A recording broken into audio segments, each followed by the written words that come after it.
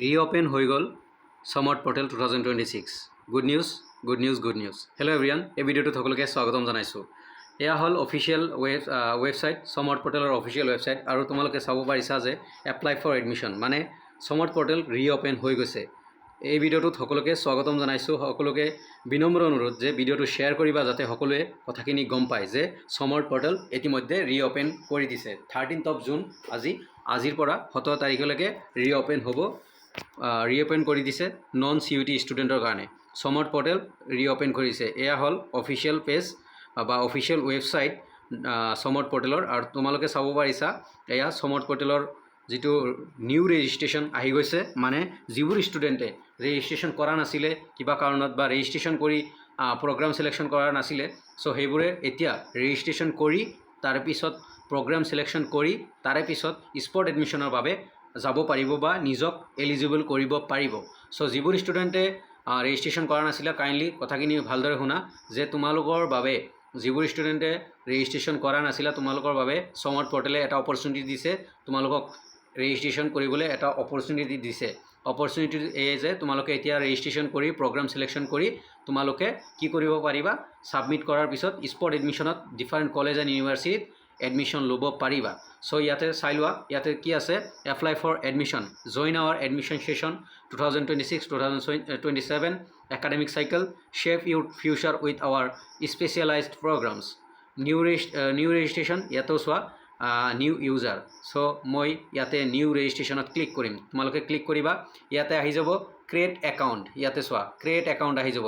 তুমি যদি নতুন, তুমি যদি এতিয়ালৈকে ৰেজিষ্ট্ৰেশ্যন কৰা নাই তেনেহ'লে ইয়াতে ক্ৰিয়েট একাউণ্ট আহি যাব। আৰু তোমালোকৰ লেফ্ট ছাইডত চোৱা যে নেম, ইয়াতে ইনষ্ট্ৰাকশ্যন দিয়া আছে, name and other details entered by applicant need to be same as the class 10 board marksheet. Class 10ৰ নিচিনা হ'ব লাগিব। ক্লাছ 10ত তোমাৰ নাম যেনেকুৱা আছে, তোমাৰ টাইটেল যেনেকুৱা আছে বা ডেট অফ বাৰ্থ যেনেকুৱা আছে, এভৰিথিং ছেম হ'ব লাগিব।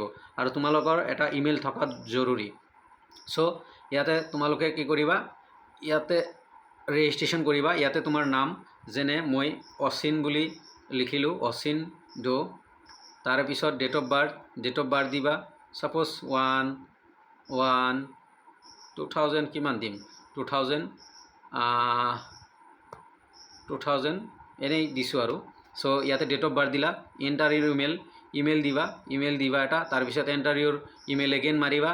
তাৰপিছত তোমালোকে পাছৱৰ্ড দিবা এটা, ষ্ট্ৰং পাছৱৰ্ড দিবা এটা। এণ্টাৰ ইউৰ পাছৱৰ্ড এগেইন দিবা। তাৰপিছত কি কৰিবা, মোবাইল নম্বৰ দিবা, 10টা মোবাইল নম্বৰ, 7002233517। মই এনেই নম্বৰ দিছোঁ আৰু মোৰে নম্বৰ দিছোঁ, এইটো 7002233517। চ' তোমালোকে এয়া নাম্বাৰ দিলা। তাৰপিছত কেপচা বহাবা। ইয়াতে কেপচা কি আছে, 4418187111। চ' এয়া হ'ল কেপচা, তোমালোকে এইখিনি বহাবা। তাৰপিছত চোৱা ইয়াতে ৰেড আহি গৈছে, মানে মই ভালকৈ ফিল আপ কৰা নাই কাৰণে ৰেড আহি গৈছে। চ' তোমালোকে নিজে কৰিব পাৰিবা।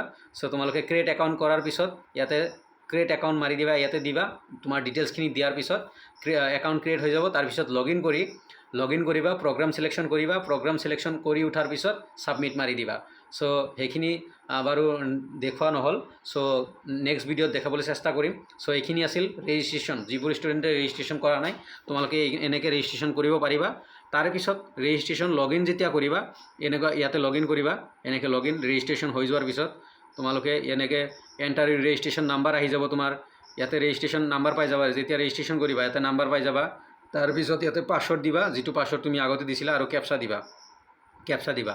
তাৰে পিছত তোমালোকে তোমালোকৰ বেছিক ইনফৰ্মেশ্যনখিনি দিব লাগিব। তোমাৰ ইমেইল, আধাৰ কাৰ্ড, তাৰপিছত তোমাৰ ইনকাম চাৰ্টিফিকেট, তাৰপিছত গেপ চাৰ্টিফিকেট থাকিলে গেপ চাৰ্টিফিকেট, সেইবোৰ দিব লাগিব। তাৰপিছত তোমাৰ বেছিক ডিটেইলছখিনি দিয়াৰ পিছত হৈ যোৱাৰ পিছত তোমালোকে সেইখিনি ছেভ মাৰিবা। তাৰে পিছত তোমালোকে নেক্সট ষ্টেপ আহিব প্ৰগ্ৰাম ছিলেকশ্যনৰ পিছত প্ৰগ্ৰাম ছিলেকশ্যন কৰিবা। কেইখন 6খন কলেজ চুজ কৰিব পাৰিবা, কলেজ চুজ কৰিবা। তাৰপিছত BA BSc BCom কি ল'বা। তাৰে পিছত তোমালোকে ছাবমিট মাৰি দিবা, ফাইনেল ছাবমিট। চ' তাৰে পিছত তোমালোকে স্পট এডমিশ্যনত যাবা। 15, 16, 17 তাৰিখে স্পট এডমিশ্যনত গৈ এডমিশ্যন ল'ব পাৰিবা। অ'কে, চ' এনেকৈ দেখাইছোঁ আৰু জাষ্ট যিহেতু এতিয়া ৰাতি সো ওপেন হৈছে সমৰ্থ পৰ্টেল ওপেন হৈ গৈছে মই জাষ্ট তোমালোকক দেখুৱাৰ কাৰণে এই ভিডিঅ'টো বনাইছোঁ সমৰ্থ পৰ্টেল ওপেন হৈ গৈছে তোমালোকে প্লিজ ৰেজিষ্ট্ৰেশ্যন কৰা নিউ ৰেজিষ্ট্ৰেশ্যন কৰা লগ ইন কৰা এণ্ড নিজৰ বেচিক্স ডিটেইলছখিনি দিয়া বেচিক ডিটেইলছখিনি তাৰে পিছত তোমালোকে কি কৰিবা তোমালোকে তাৰে পিছত তোমালোকে নিজৰ প্ৰগ্ৰাম নিজৰ কি কোৰ্স লাগে সেই কোৰ্স সিলেক্ট কৰিবা সাবমিট কৰি দিবা ফাইনাল সাবমিট হৈ যোৱাৰ পিছত স্পট এডমিশনত তোমালোকে কি কৰিবা এডমিশন ল'ব পাৰিবা ডিফাৰেণ্ট কলেজ এণ্ড ইউনিভাৰ্চিটিত ধন্যবাদ ভিডিঅ'টো পাৰিলে শ্বেয়াৰ কৰিবা আৰু কিবা ডাউট থাকিলে প্লিজ নিশ্চয় জনাবা মই তোমালোকক সেইখিনি ডাউট ক্লিয়াৰ কৰিবলৈ চেষ্টা কৰিম ধন্যবাদ ভিডিঅ'টো প্লিজ শ্বেয়াৰ কৰিবা যাতে সকলোৱে গম পায় কথাখিনি যে ৰিঅপেন হৈ গৈছে বৰ্তমান সমৰ্থ পৰ্টেল ৰিঅপেন হৈ গৈছে ধন্যবাদ